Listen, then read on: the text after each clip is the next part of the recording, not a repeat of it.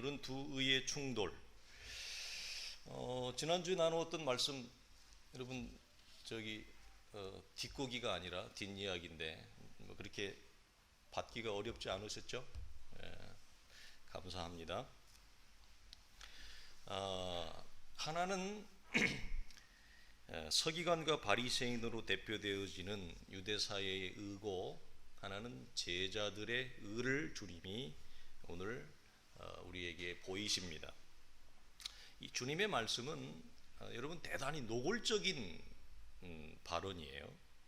그 시대의 감히 유대인들을 속에 생각해 본 적이 없는 충격적인 발언을 합니다. 아무도 서기관과 바리새인들에 의해 필적할 만한 능가할 수 있는 대상이 있다고 그 시대가 누가 감히 여러분 생각을 했겠습니까? 그들은 시대적으로 추앙을 받는 자들이었고, 그런데 주님은 그들의 의와 제자들의 의를 동시에 언급할 뿐만 아니라 그들의 의보다 더 낫지 못하면 결단코 천국에 들어갈 수 없다라고 주님이 표현하기 때문에, 그리고 단정적인 말씀을 하십니다. 아마 사람들은 대단히 충격적이었을 겁니다. 우리가 먼저 나눌 질문은 세 가지입니다. 천국과 의의 관계성이고, 두 번째는 서기관과 바리새인들의 의의 정체는 무엇인가라고 하는 것, 세 번째는 제자들의 의가 무엇이기에 서기관과 바리새인의 의보다 더 나아야 된다고 말씀을 하는가라고 하는 거예요. 먼저 우리가 생각해 볼 것은 천국과 의의 관계성입니다. 이건 우리 길게 설명하지 않아도 우리 성도들이 어렵지 않게 잘 알고 있으리라 보는데요. 그리스도께 십자가에서 죽으심으로 이루신 구원의 내용을 믿음으로 받아들이는 자에게 주어지는 이신칭이라고 하는, 믿음으로 의로워지는 그 의를 말합니다. 그리고 그리스도께서 우리의 죄를 속죄하신 그 대속의 죽음을 믿는 자에게 전가되어지는, 우리가 전가된 의라고 표현을 해요. 이렇게도 표현을 합니다. 로마서 3장을 볼까요? 21절 이하에 보면, 이제는 율법 외에 하나님의 한 의가 나타났으니 곧 예수 그리스도를 믿음으로 말미암아 모든 믿는 자에게 미치는 하나님의 은이 차별이 없느니라. 그리스도 예수 안에 있는 속량으로 말미암아 하나님의 은혜로 값없이 의롭다 하심을 얻은 자 되었느니라. 아멘. 이것이 성도에게 주어지는 의의 관계성을 설명하는 대표적인 말씀입니다.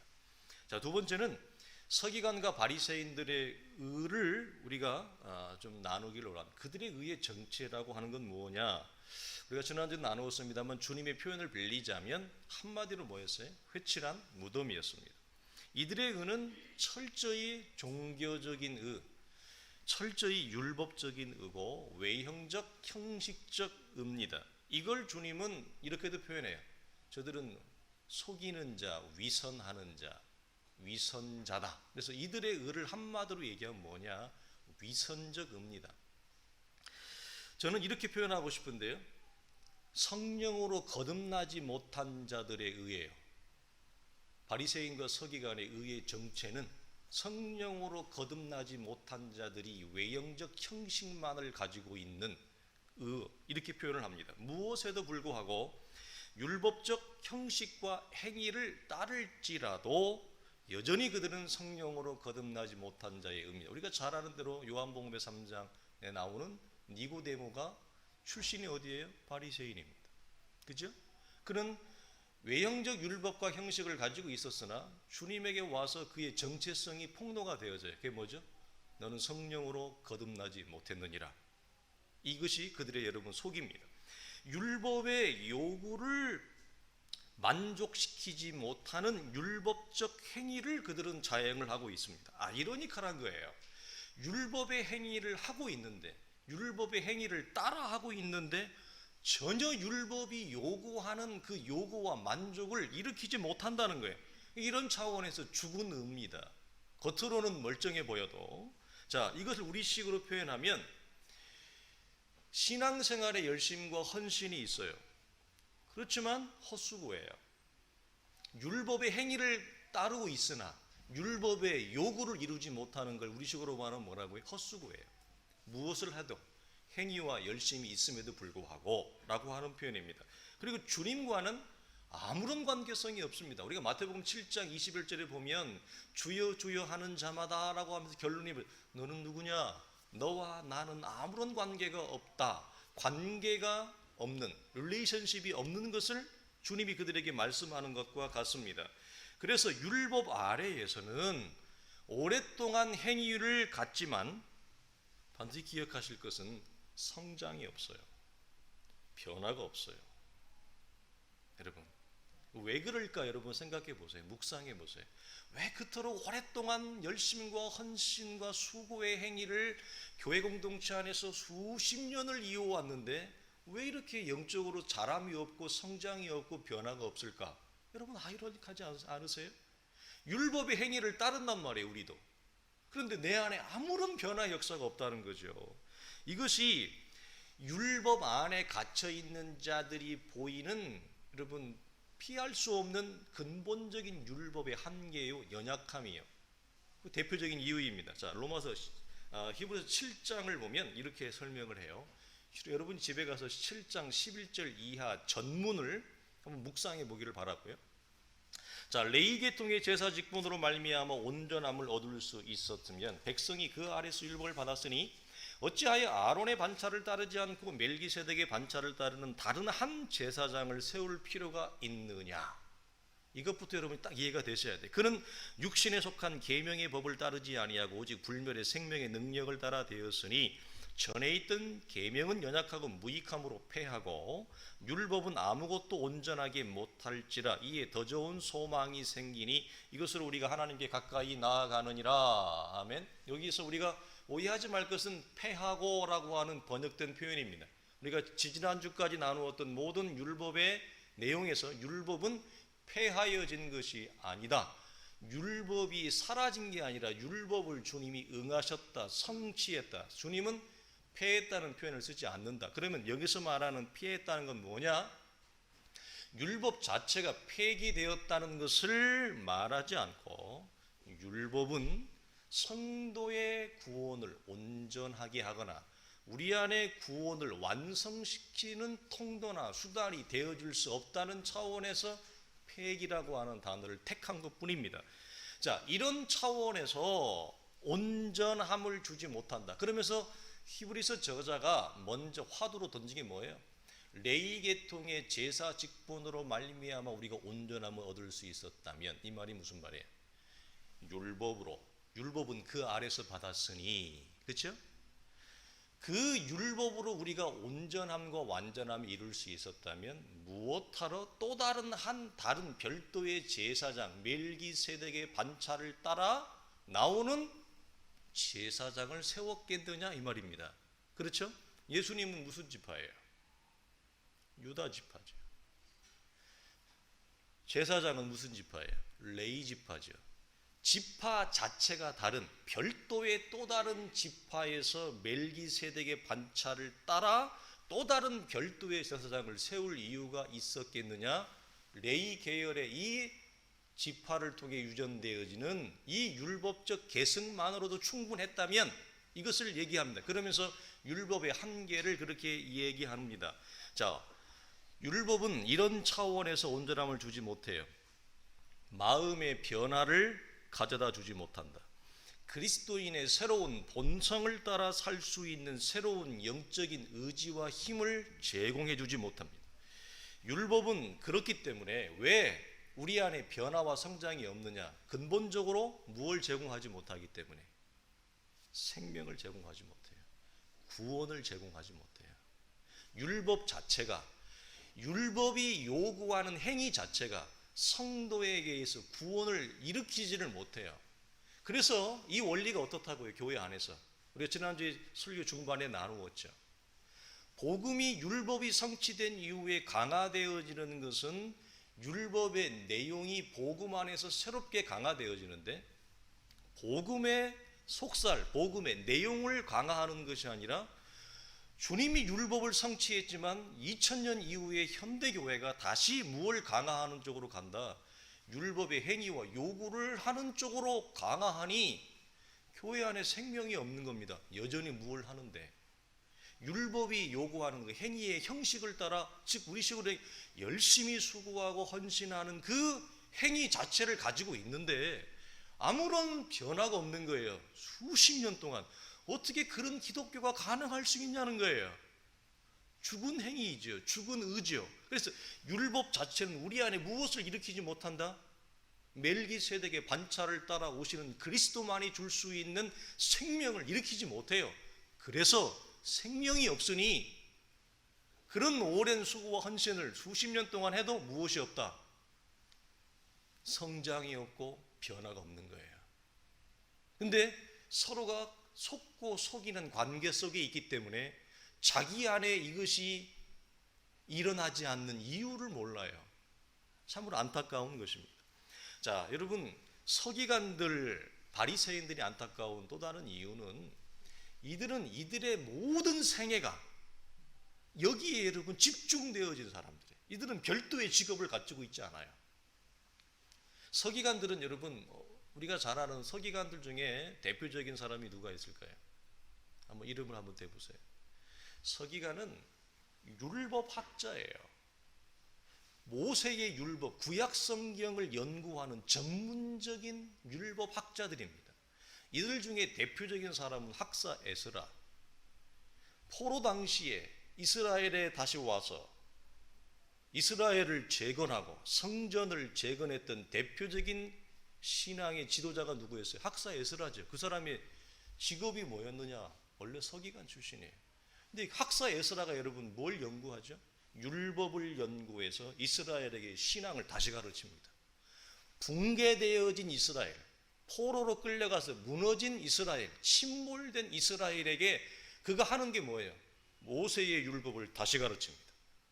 그렇죠? 그래서 이스라엘의 성전을 제거하고 이스라엘의 신앙을 다시 세우는 역할을 해요.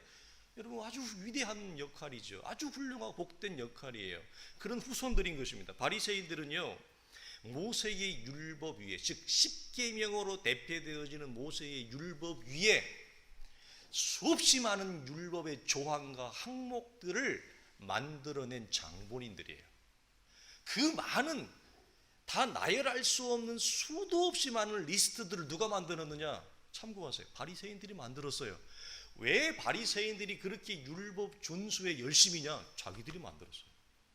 자기들의 선조들이 만들었어요. 그러니까 그 장로의 선조들의 유전과 전통을 따라 그들은 율법을 준행하는데 전 생애를 바쳤습니다.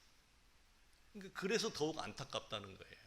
그런 차원에서 자, 이들은 누구보다도 율법의 의식을 준행하는데 철저했고 이스라엘 사회의 주류이자 중심이었습니다. 이들이 없으면 이스라엘이 안 돌아가요. 유대 사회로부터 이들은 정신적 지주였어요. 이들은 기둥이었어요. 많은 사람들로부터, 시민들로부터 존경과 추앙을 받는 자들이었어요. 이들이 없으면 이스라엘 사회가 돌아가지를 않는 그런 구조 가운데 있습니다. 그렇지만 주님은 그들의 의를 향해서 회칠한 무덤이다. 그 안에는 죽은 사람의 뼈가 가득하다.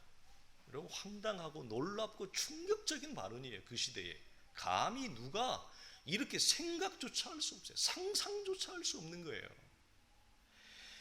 뭐라고? 너는 눈먼 인도자요, 속에는 노략질하는 일이요, 탐욕과 방탕으로 가득하다. 겉으로는 옳게 보이되 안에는 외식과 불법이 가득하도다. 정점을 찍는 용어는 뭐야? 뱀들아, 독사의 새끼들아. 감히 현대에서도 우리가 입에 담을 수 없는 말을 주님이 담으세요. 놀라운 거예요. 이게 뭐 충격 그 자체고 경악 그 자체예요. 그러니 여러분, 이 발언을 들었던 이스라엘의 서기관과 바리새인과 종교 지도자들이 성경이 뭐 했다? 이를 갈았더라. 이를 갈 수밖에 없죠. 이 발언 내용을 보세요. 얼마나 충격적인가. 이런 발언을 여러분이 들었다고 생각해 보세요. 그 발언을 한 사람을 향해 여러분 어떻게 하겠어요? 그러니까 그들이 이를 갈더라. 당연한 것이죠. 그런데 여러분, 그 시대의 평가와 주님의 평가가 매우 상반되게 나뉘어져. 너무 달라요.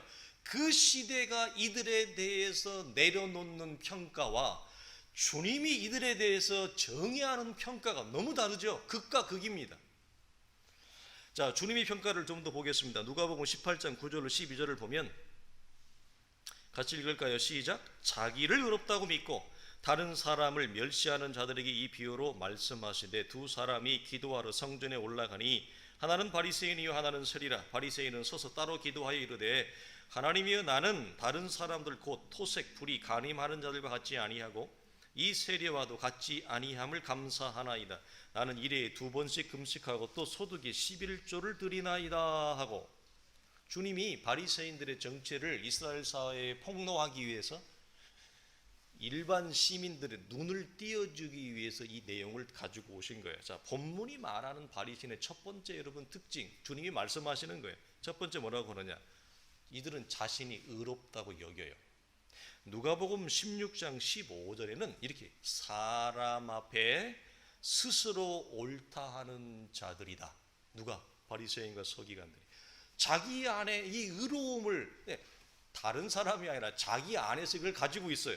자, 이걸 첫 번째로 표현하면 한마디로 말하면 이들은 자기들이 우월하다.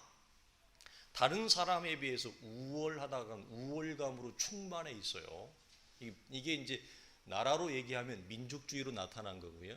그래서 이 우월하다라고 하는 것은 마치 자기는 하나님의 나라의 천국 시민의 1등급이고 등급을 나누는 거예요. 그래서 이게 바리새인이라고 하는 이 바리새라고 하는 이 페르시라고 하는 말 자체가 분리주의자예요. 여기서 말하는 분리주의는 성과 속을 분리하는 것이었지만 시간을 따라 내려오면서 이 성과 속의 분리가 아니라 사람과 사람 사이에서 내가 너보다 월등하다라고 하는 분리는 차별을 만들어내고 차별은 혐오와 증오를 만들어내죠. 우리 시대 속에 늘 일상적으로 일어나는 거예요.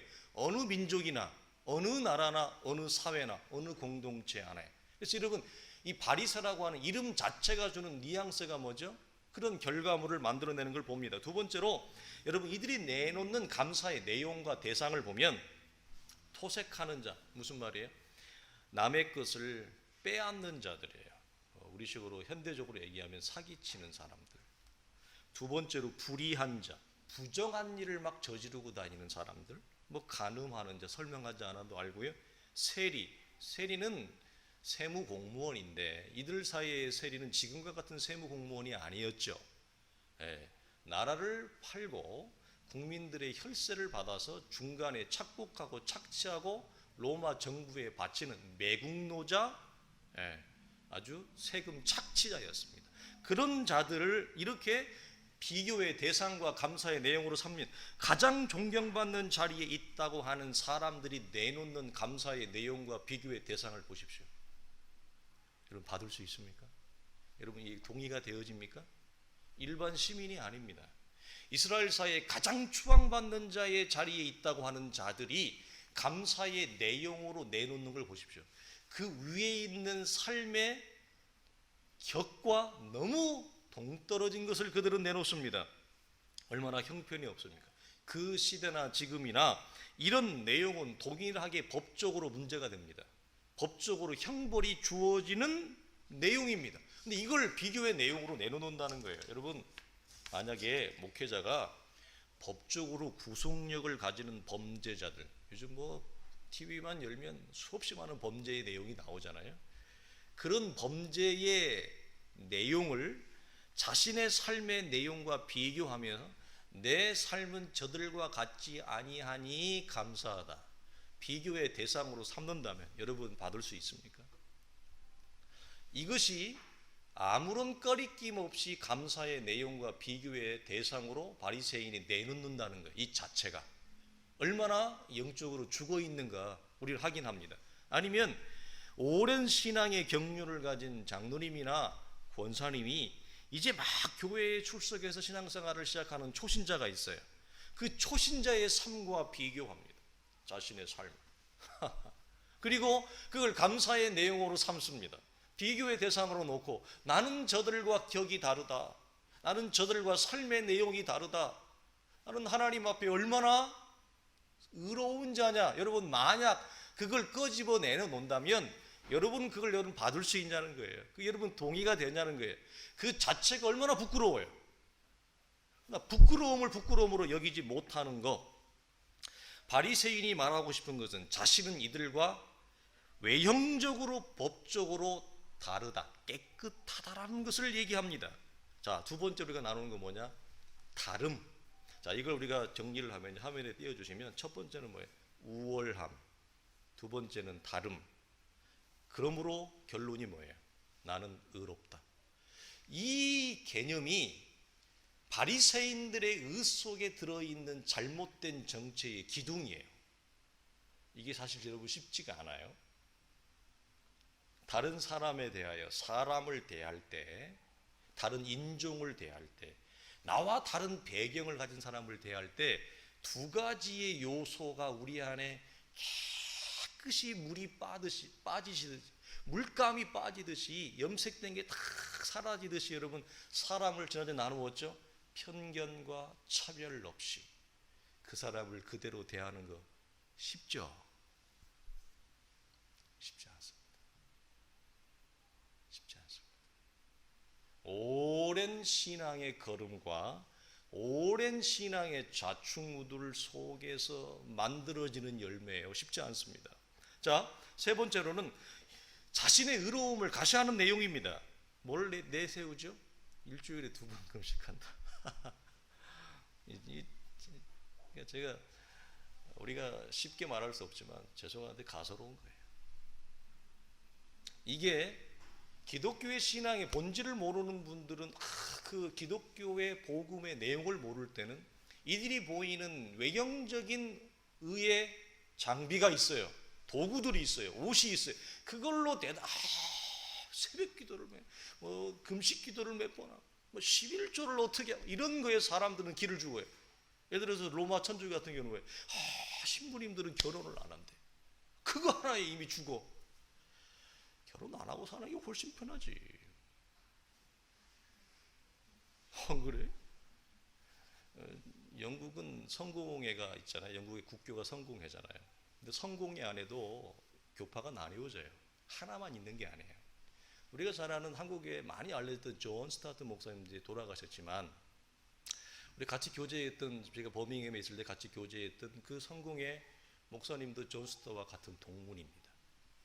예, 아주 최고의 명문을 나왔죠. 근데 그분도 혼자 사세요.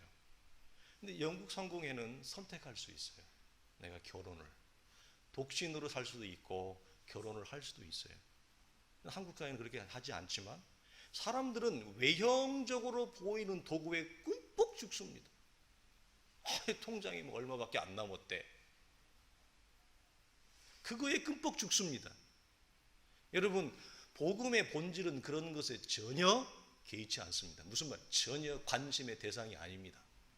주님이 볼 때 그건 네 통장에, 성직자의 통장에 80만 원이 있든 8만 원이 있든 아니면 800억이 있든 개의치 않습니다. 주님은.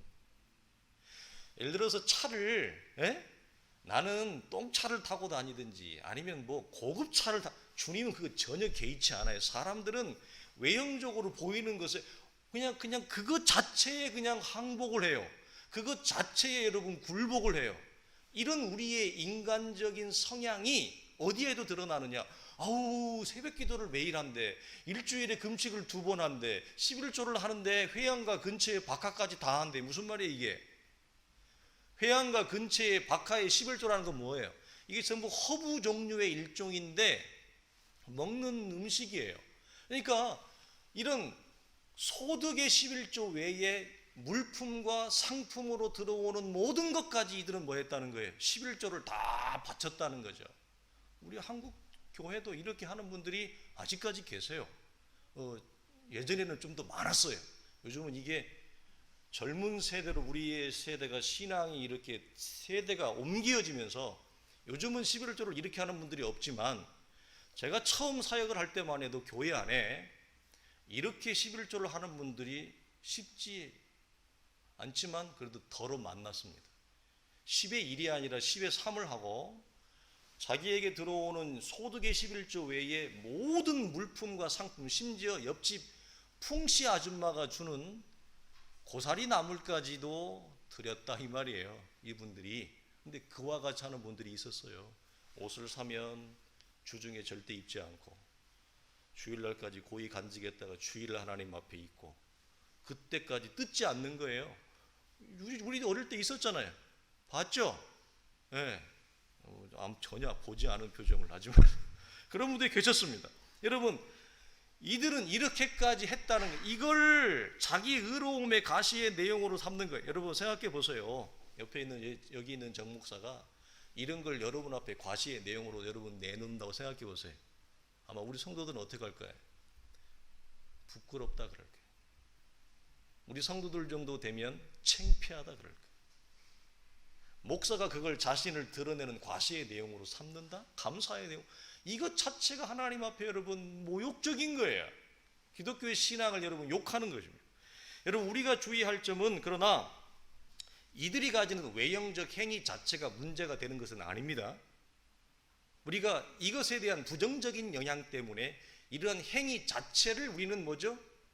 정죄시합니다. 마태복음 23장 23절에 이렇게 얘기해 주님이 너희가 박하와 해양과 근처에 11조를 뭐라고 그래요? 드리지 말라가 아니에요. 드리되 할 수 있거든요. 하라 이 말이에요. 내 믿음이 거기까지 되면 하라 이 말이에요. 하되 율법에 더 중한 바 정의와 긍휼과 믿음은 버렸다. 이들이 뭐죠? 이런 외형적 율법의 행식은 작은 것 하나에 이르기까지 정확하게 지켰지만 무엇은 없다. 율법이 의도한 바 하나님이 율법의 행위를 준 그 목적은 뭐예요? 이 본문으로 얘기하면 정의와 긍휼과 믿음. 예전에는 은과 신과 예라 그랬는데 긍휼과 믿음과 정의가 빠진 채 죽은 채 행위만을 가지고 있는 것을 주님이 뭐 하는 거예요? 콕 집어서 얘기하는 거지 그 행위 자체가 죄악은 아니라는 것입니다. 자, 그러므로 뭐라고요? 너희는 이것도 행하고 저것도 버리지 말아야 할지니라. 할 수 있으면 다 해요. 할 수 있으면 두 가지를 다 하세요. 무슨 말이? 율법의 내용, 율법의 정신, 율법의 원리가 내 안에 성취되고 이루어져 풍성하게 무엇을 따라? 외형적 행위를 따라 드러나는 거. 아름다운 거죠. 그러나 율법이 내 안에 성취된 자가 가지는 외형적 행위는 유연성과 변형을 갖습니다. 무슨 얘기인지 아시겠어요? 공식대로 하지 않습니다. 유연함과 변형을 갖습니다. 마치 율법의 역할이 변화된 것처럼.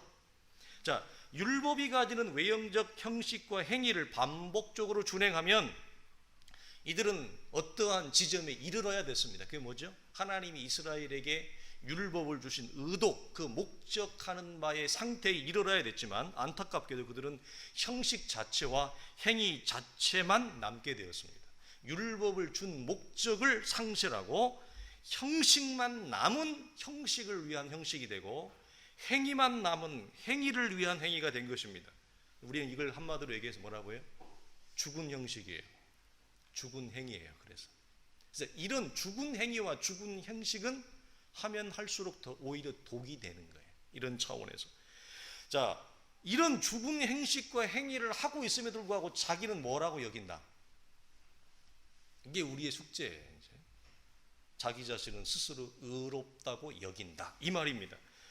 자, 놀라운 것은 주님께서 잘못되었다고 말씀하시기 전까지 아무도 이러한 행태가, 이러한 패턴이, 이런 유대사회의 정서와 분위기가 잘못되었다고 아무도 알지 못했다. 주님이 공분을 일으키는, 엄청난 저항을 일으키는 이 발언을 하시기 전까지는 그 시대도 몰랐고 그 시대를 살아가는 유대인들도 몰랐고 그걸 행하고 있는 당사자들, 수없이 반복적으로 율법의 형식과 행위를 따라하고 있는 바리새인들도 자기들도 몰랐다는 거예요. 놀랍지 않습니까? 이게 어떻게 여러분 과연 이런 일이 있을 수 있을까? 그래서 여러분 서로가 서로에게 지독한 독선과 착각, 그리고 속고 속이는 위선의 축제 가운데 자기들이 여러분 빠져 있는 거예요. 위선의 늪에 자기들이 함몰되어 있는 거예요. 이것이 주님께서 바리새인들을 향하여 분노하신 대표적인 이유예요. 그래서 그렇게 입에 담기 힘든 언어와 용어를 동원해서 그들을 향해 쏟아내신 이유입니다. 주 안에서 함께 부르심을 받은 성도들이요, 우리는 이 안에서 지독한 치명적인 무서움을 봅니다. 왜 그들은 자신이 잘못되었음을 감지하지 못했을까? 우리가 나누는 주제와 상황에서 보자면 이런 것입니다. 풀어서 제가 얘기하면 성경적이지 않는 분위기, 신앙적이지 않는 정서가 오랜 시간 동안 신앙인 것처럼, 믿음인 것처럼 그들 안에 정착되었기 때문에 그래요. 이게 여러분 무서워요. 치명적입니다. 뭐라고요? 성경적이지 않는 분위기, 신앙적이지 않는 정서가 신앙인 양, 신앙인 채, 신앙이라고 유대 사회 안에, 바리새인들 안에, 이스라엘 안에 뿌리를 내렸어요. 정착을 해버렸어요. 이 정착된 이 가짜가 진짜가 되어진 것입니다. 이렇게 되면 여러분 무서워요.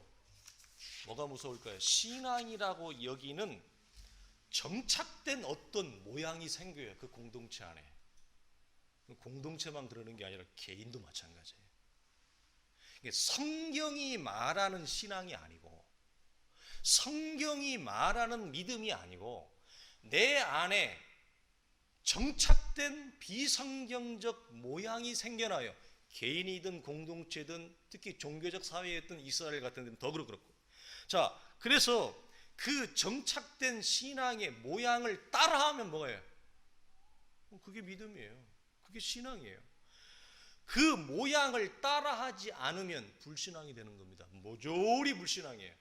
그 기준이 어디 있느냐? 자기들 안에 정착되어진 그 신앙의 모형이라고 여기는 것을 따라하면, 순응하면 그 사람은 예수 잘 믿는 거예요. 그 신앙인이에요. 그 모양을 따라하지 않고 불순응하면 걔처럼 불신자가 없는 거죠. 걔처럼 예수 못 믿는 애가 없는 거예요.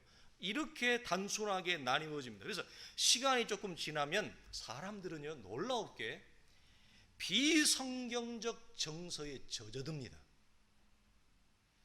그리고 만성이 됩니다. 그러면 의식하지 못한 채 그걸 무엇으로? 신앙이라고 따라합니다. 그 모양을.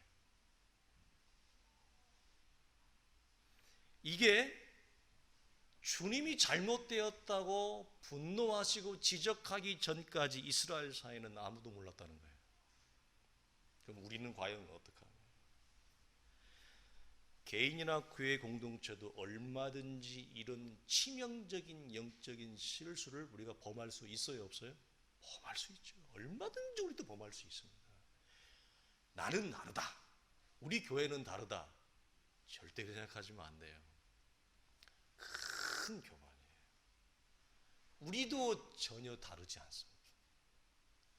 우리는 다르지 않습니다에 멈추는 게 아니라 그 이상도 할 수 있습니다. 여기까지 가셔야 돼요.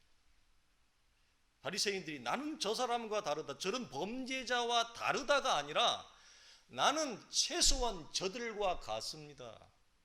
아니요, 나는 사실은 그들보다 더하면 더했지 못하지 않습니다. 이게 우리 안에 율법이 성취된 자들이 고백하는 신앙적 고백이에요. 그러나 율법이 우리 안에 성취되지 못하고 이루어지지 못한 자들은 여전히 무엇하고 있다? 우월과 다름 속에서 자기 자신이 저들과 달리 우월하다, 저들과 달리 자기는 무엇하다? 의롭다. 이것으로 자기를 치장을 하고 있는 것입니다. 여전히 뭐하고? 사람을 향해 분노와 차별과 무시와 혐오를 가지고 있으면서. 왜? 자기는 등급이 1등급이고 저 사람은 한 3등급쯤 되고 이렇게 되는 거예요. 곤란하죠, 여러분? 그래서 여러분, 율법이 의도하는 목적에 이른 자들은 모두가 이런 것을 벗어버리게 돼 있습니다. 그러나 오늘 본문을 보면 밀도 있게 우리의 시선을 환기시키는 장면이 있는데요, 바리새인과 같은 외형적 행위와 형식이 없는데 율법이 목적하는 바의 상태에 이른 자가 있어요, 없어요? 있습니다. 바로 바리새인이 아니라 세리입니다. 역설적이게도. 여러분, 이 세리는 무엇이 없죠 지금? 이 바리새인이 하는 외형적 형식과 행위가 없어요. 이게 오히려 독이 아니고 이 사람에게는 뭐가 됐어요? 복이 됐어요. 바리새인들은 자기들 안에 있는 이 불의함과 부패를 감추는 위장막이 뭐예요? 도리어 외형적으로 드러나는 행위예요. 외형적으로 드러나는 이 의의 옷이 자기 안의 부패를 가르는 가림막이 되는 거예요, 도리어. 그러나 이 세리는 뭐죠? 바리새인과 같은 외형적 행위와 율법의 형식을 따르지 않아요. 이들과 같이 하지 않습니다. 그것이 이에게는 뭐죠? 공간이 되어지고 틈이 되어져서 율법이 이르는 목적하는 바의 상태에 이르게 되어지는 것입니다. 자, 18장 볼까요? 누가복음 18장. 세리가 이렇게 고백합니다. 세리는 멀리 있어서 감히 눈을 들어 하늘을 쳐다보지도 못하고 다만 가슴을 치며 이르되 하나님이여 불쌍히 여기소서 나는 죄인이로소이다 하는데 그냥 죄인이라 이게 입 벌린 소리가 아니라 가슴을 치며 통곡하는 거예요. 이게 뭐예요? 율법이 목적하는 바예요. 하나님이 이스라엘 사람에게 율법을 준 최종적인 하나님의 의도가 뭐냐? 가슴을 치며 나는 죄인이로소이다. 이것을 절감하도록 하기 위해 율법을 주었는데 바리새인들은 그 율법에 의도하는 바는 전혀 도달하지 못하고 율법의 행위와 형식 자체만을 가지고 자기를 치장하고 있으니 안타깝게도 그들은 율법을 행하나 정의와 긍휼과 믿음이 전혀 없는 죽은 행위를 가지고 있었던 것입니다. 자, 내가 너에게 이르노니 주님 이렇게 말씀하세요. 저 바리새인이 아니고 이 사람이 의롭다 하심을 받고 그의 집으로 내려갔느니라. 무릇 자기를 높이는 자는 낮아지고 자기를 낮추는 자는 높아지리라 하시니라. 여러분, 이것입니다. 왜 주님이 바리새인이 아니라 저 사람이 세리가 의로움을 받고 집으로 돌아갔느냐 하셨느냐? 이게 주님의 정당한 평가인데 세리의 의는 뭐예요? 외형적 형식이에요? 외형적으로 드러나는 행위예요? 그게 아니에요. 세리의 의는 뭐예요? 가슴을 치며 불쌍히 여기소서 나는 뼛속부터 죄인입니다. 나는 소망 없는 죄인입니다. 이 죄인에 대한 인식과 자각과 고백이 세리의 의예요. 그럼 우리의 의는 뭐예요? 우리의 의는 어디에서 발견되어져요? 우리의 의는 무엇을 통해 나타나요? 행위를 통해 나타나는 것이 아니라 율법적 헌신을 통해 우리가 의를 이루는 것이 아니라 우리는 죄인됨의 처절한 절망과 자각 속에서 우리는 우리의 의가 꽃피우는 것입니다. 그래서 여러분, 죄인이라고 고백하는 것, 죄인에 대한 인식과 자각과 고백은 수치스러움이 아닙니다. 여러분, 그것은 불명예가 아닙니다. 그것은 곧 우리의 의로운 의가 되는 것이고 그것이 우리의 구원이 되는 것이고 그것이 우리의 생명이 되는 것입니다. 자, 이런 차원의 주님이 말씀하시는 거죠. 그래서 이렇게 율법이 의도하고 율법이 목적하는 바를 성취하고 이룰 때는 율법도 뭐가 돼요? 복음이 됩니다. 이 요소를 잊지 마세요. 율법도 은혜가 됩니다. 왜? 율법이 목적하는 바 죄인의 상태에 이르게 되고 율법이 목적하는 바 죄인임을 고백하게 이르게 되어지는 차원으로 율법이 풀어진다면 율법도 무엇이다? 은혜요 복음이 되어진다. 그러나 이스라엘 사회처럼 율법을 근본적으로 오해하고 잘못 사용하여 이것이 만성화되어지면 도리어 하나님께 나아감을 막는 거대한 걸림돌과 거대한 위선이 되는 것입니다. 말씀을 마치겠습니다. 여러분, 위장된 은혜와 위장된 복음에 갖추어서 자기를 의롭다고 여기실 것인지 아니면 바리새인의 의 속에서 세리의 의 속에서 우리는 무엇을 봅니까? 우리는 세리의 의를 택합니다. 우리는 세리의 자리에 있기를 원합니다. 세리의 의는 우리의 속죄하신 그리스도로부터 멜기세덱의 반차를 따라오신 그분으로부터 주어진 의고, 바리새인들의 의는 철저히 땅에 속한 의예요. 우리의 의는 하늘로부터 주어진 의예요. 우리의 구원이 위로부터 주어지듯이 이 의 또한 하늘로부터 주어지는 것입니다. 천국 백성의 의를 주신 우리 주님을 찬양하고 그님을 경배하고 그 주님을 즐겁게 따라가는 성도들이 되기를 주의 이름으로 축원합니다. 기도하겠습니다. 하나님 아버지, 감사합니다. 의의 백성에게 허락하신 자유가 있고 의의 백성에게 허락하신 영광과 소망의 충만함이 있습니다.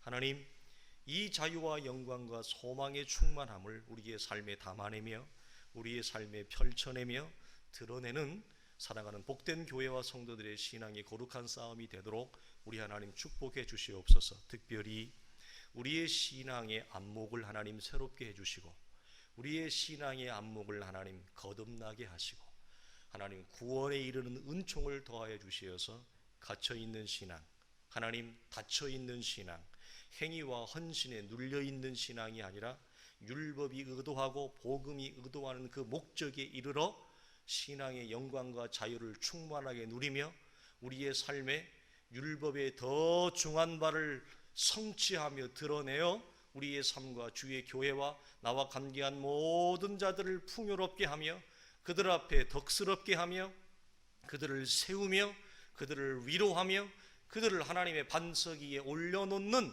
살려내는 자들이 되게 하시고 생명을 드러내는 자들이 되게 하시고 세우는 자들이 되어지는 주의 복된 성도들의 아름다운 고결한 신앙의 걸음이 되게 하여 주옵소서. 우리 주 예수 그리스도의 이름으로 간절히 기도하오며 축복하옵나이다. 아멘. 이제는 우리 주 예수 그리스도의 은혜와 우리 하나님의 크신 사랑과 성령의 감화감동 역사하심이 율법의 더 중한 바를 이루어내며 생명과 의와 진리를 드러내며 하나님의 사랑과 이로와 덕을 드러내기를 원해 우리의 삶에 세워지는 모든 하나님의 나라를 기꺼이 순교 순종하며 주어진 모든 믿음의 길을 걸어가기를 원하는 사랑하는 성도들의 모든 걸음과 섬기는 가정과 양육하는 자녀들과 직장과 기업과 주의 교회 위에 이제로부터 영원토록 항상 함께 있을지어다. 아멘.